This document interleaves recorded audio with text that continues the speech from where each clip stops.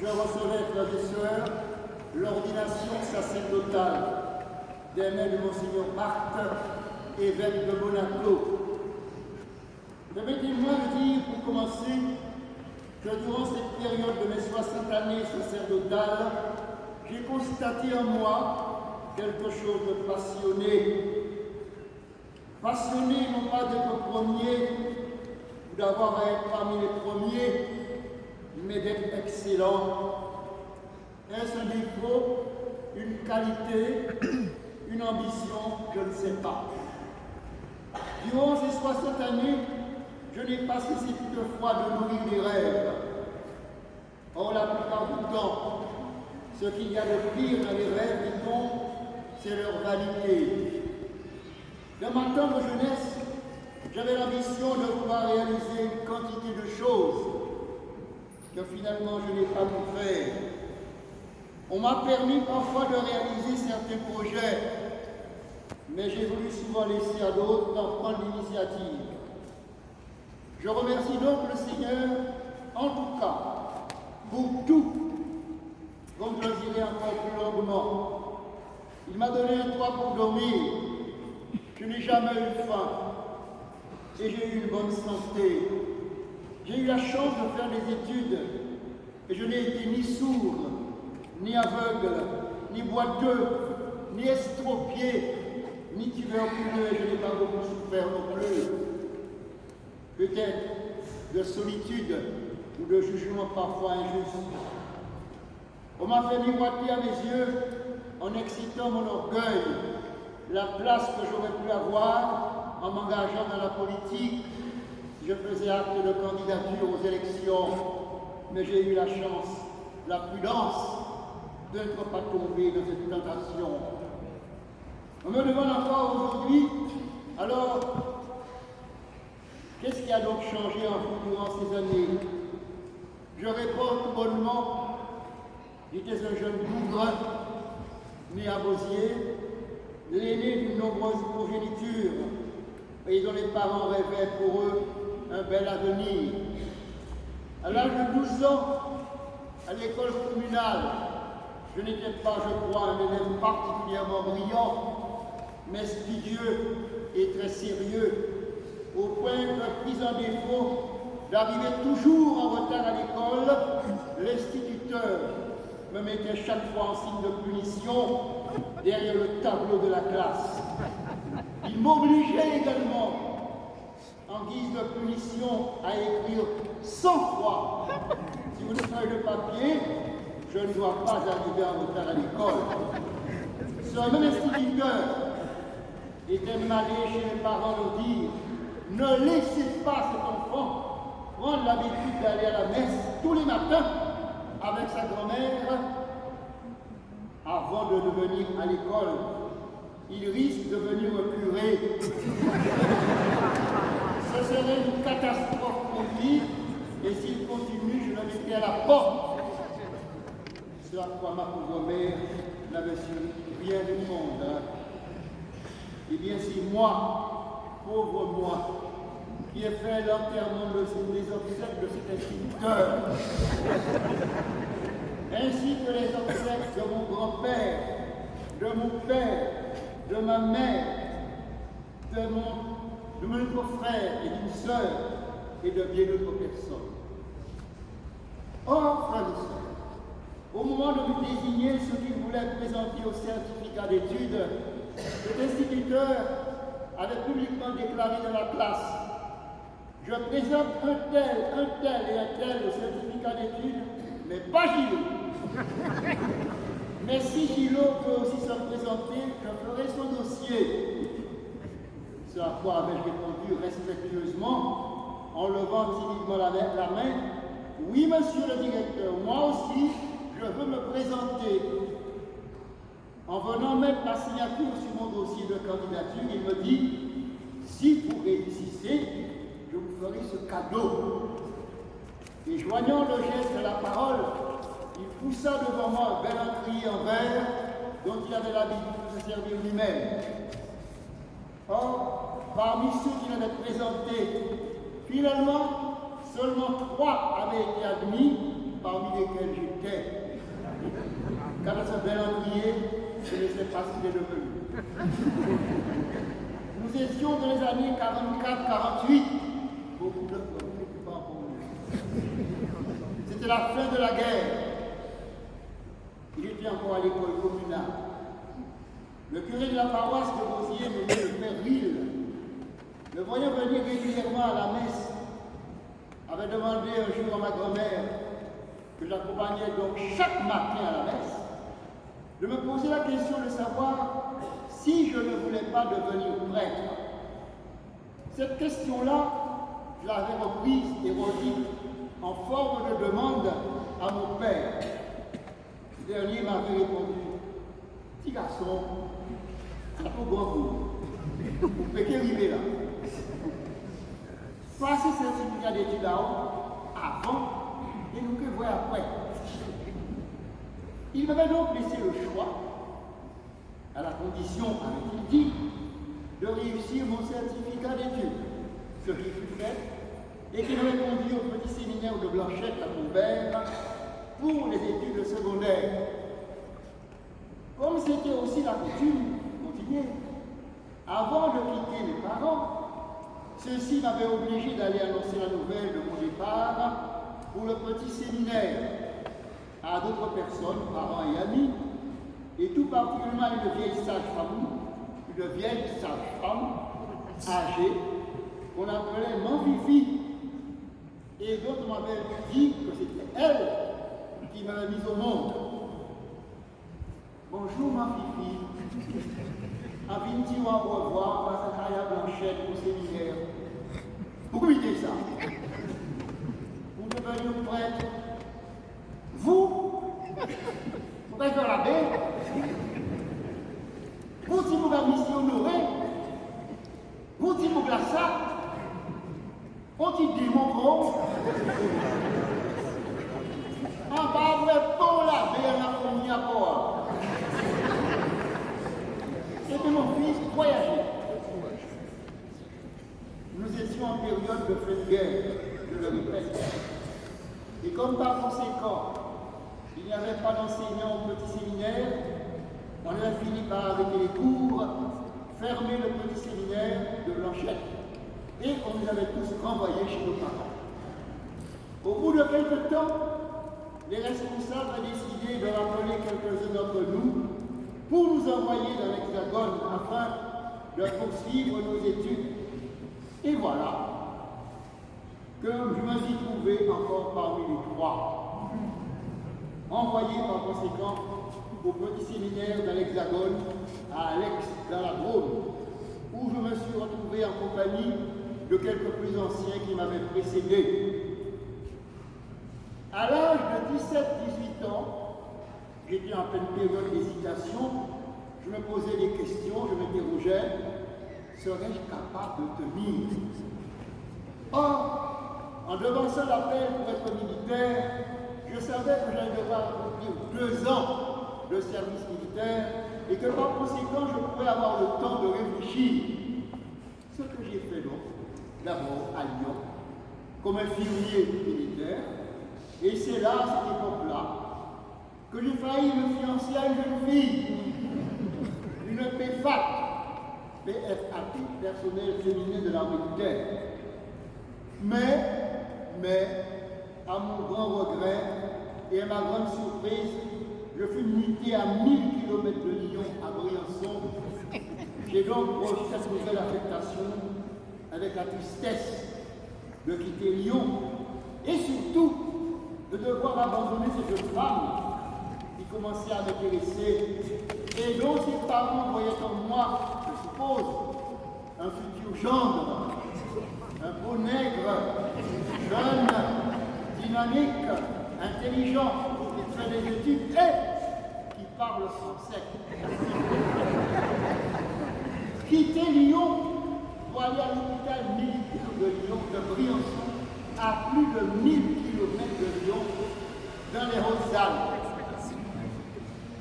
Période, frères et sœurs, qui fut très bénéfique pour moi cependant, parce que je me suis affecté comme secrétaire au bureau du médecin-chef et en même temps comme gradé chef du groupe d'infirmiers, collaborateur de l'aumônier de l'hôpital militaire pour la célébration des messes à l'hôpital, et finalement, assez libre aussi pour aller et venir rencontrer des gens, etc. Bref, au terme du service militaire, je pars accomplir mes 2 années de philosophie à l'abbaye de Prémontré, à Tarascon, et ensuite 4 ans après, au grand séminaire à Croix-Valmer dans le Var, où je fus ordonné prêtre le 25 février 1960 par l'évêque de Monaco, Monseigneur Barthes.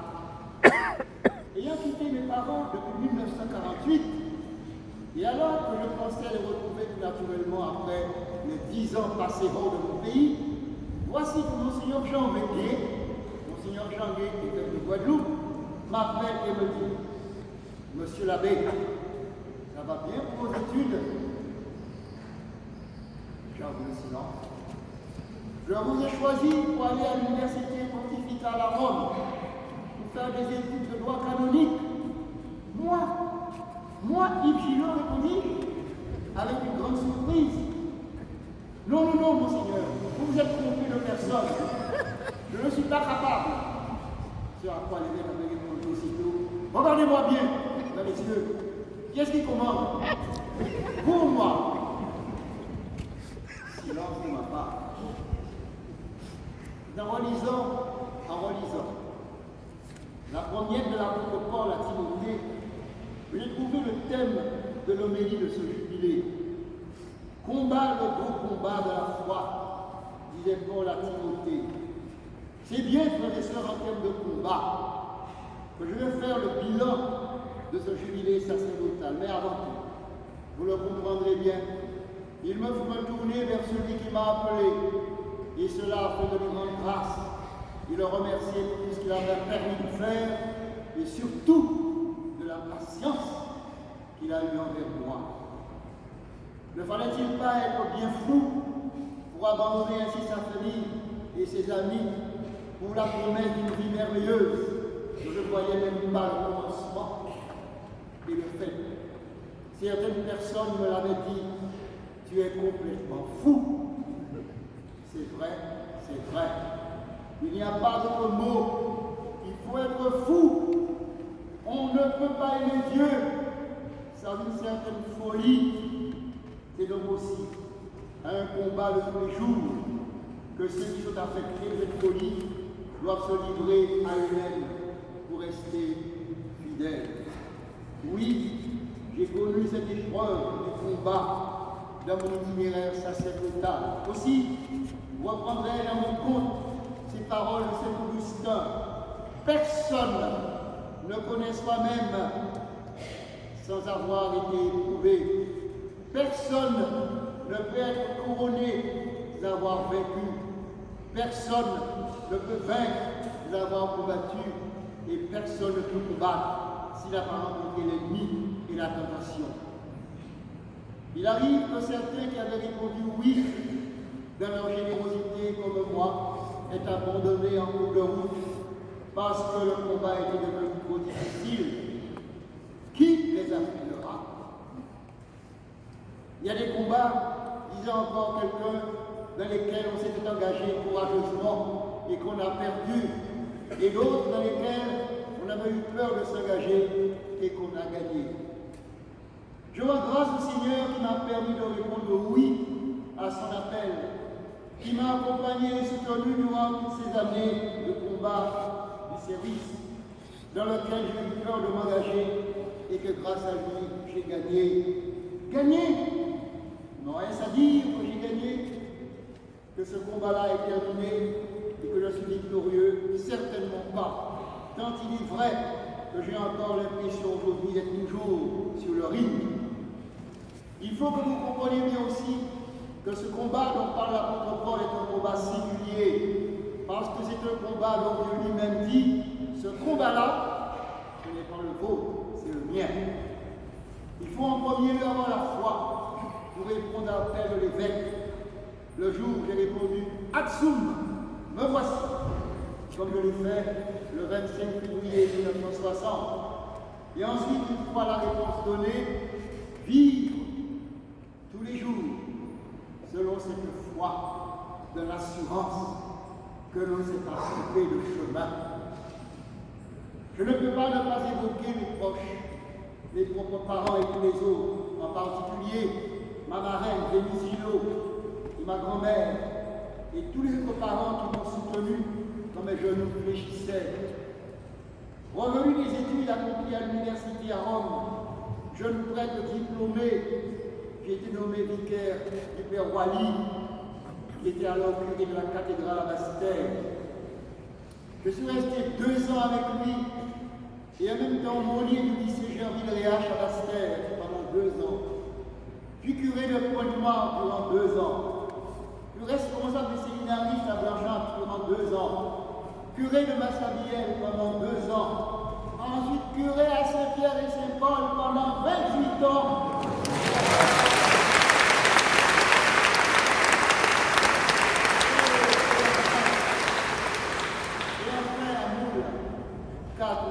Je me rappelle.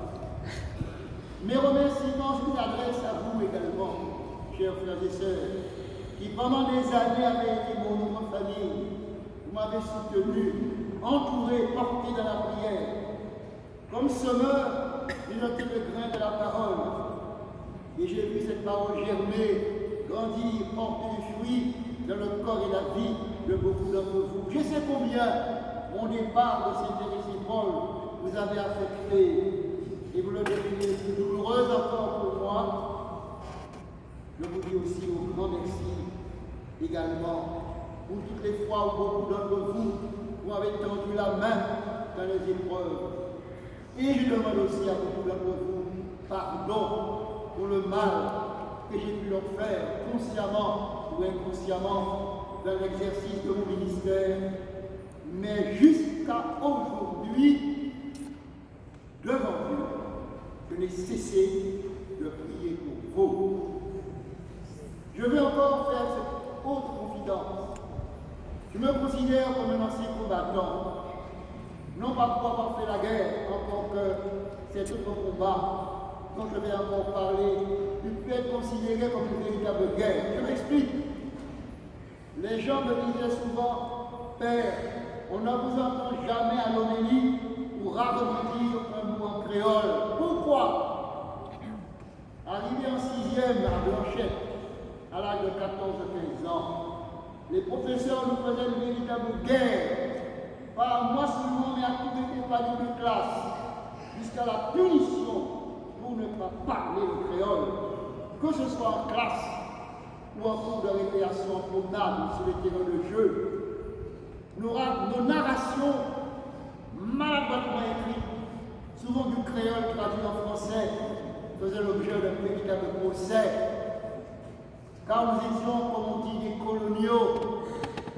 Arrivés donc au séminaire à Alex dans la Drôme, nos narrations, nos dissertations étaient véritablement pour nous, et pour moi particulièrement, des lieux d'humiliation. Monsieur Gillot, ce n'est pas français ce que vous écrivez, c'est du créole. On ne dit pas maman bœuf. On dit la vache. On ne dit pas secoué. On dit mais secoué. On ne dit pas le pied coco, mais le cocotier. On ne dit pas le pied mango, mais le manguier. Etc. En classe de seconde, déjà plus grand, j'avais été choisi pour faire la lecture pendant que les professeurs mangeaient en silence à part, donc c'était le tube dans leur réfectoire particulier. Il fallait correctement faire attention aux mots, à la ponctuation dans la lecture à haute voix. Parfois on me disait, reprenez les yeux, lisez ce que vous avez devant les yeux, ouvrez la bouche, articulez, tirez sur vos lèvres. On ne comprend pas ce que vous dites, monsieur, vous lisez trop vite, etc., etc. Je n'en veux absolument pas à ceux qui furent mes maîtres et mes formateurs. Merci mon Dieu. C'était la pédagogie de l'époque. Oui, on nous avait fait la guerre. Et je ne l'ai aussi battu comme j'avais pu. Oui, vraiment, il n'empêche que tout cela m'aurait marqué, profondément marqué, au point que jusqu'à aujourd'hui, je dois encore me faire violence pour rédiger correctement l'histoire créole. Ce que, il est vrai, je ne fais pas souvent. Cette formation-là me colle encore à la peau. Quelques jours avant notre départ définitif du séminaire, qui allait de la Réunion, il y avait aussi des frères de la Réunion, qui à la Martinique, qui en Guyane. Je me souviens encore de ce que notre supérieur, le père professeur supérieur, vous avait dit: mes chers enfants, vous allez évaluer votre pays. Voici quelques consignes. Premièrement, n'ayez pas de chien dans votre presbytère. Pourquoi? Vous êtes déjà revêtu d'une soutane noire, les gens auront une double peur. Peur de vous et peur de votre chien. Alors ils n'oseront pas vous approcher. Deuxièmement, vous allez dans un pays où il y a l'alcool. Faites attention. Troisièmement, ne parlez pas plus de 10 minutes dans vos homélies à la messe. Après 10 minutes, les gens n'écouteront plus ce que vous dites. Et cela vous obligera à préparer. Troisièmement, pendant 10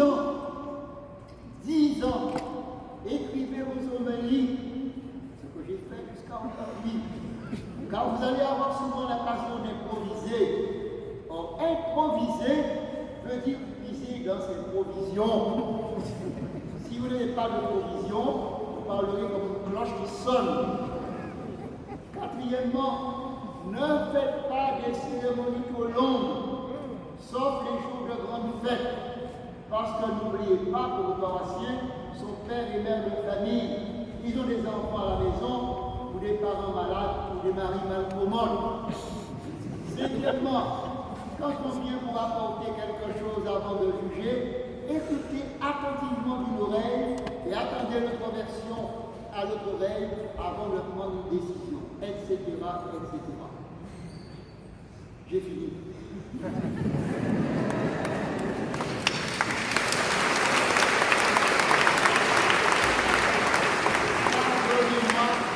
Pardonnez-moi, c'est toujours exceptionnel, pardonnez-moi d'avoir été si long, mais tout ça, c'est mon histoire. L'histoire de celui qui vous parle aujourd'hui et que je tenais humblement à partager avec vous. Une partie des choses que je n'ai pas dites sont écrites de l'Église en Guadeloupe que vous recevrez. Parce que j'ai décidé de tout raconter depuis mon enfance jusqu'à ma mort. Je ferai donc des articles au fur et à mesure pour détailler des choses que je n'ai pas dites ici et qui mériteraient votre attention et qui vous feront certainement rire plus que l'autre. Je vous remercie donc de votre patience. Que vos prières m'accompagnent encore, s'il vous plaît, jusqu'au terme de ma vie, comme je le fais chaque jour pour vous. Je le répète, chaque jour pour vous.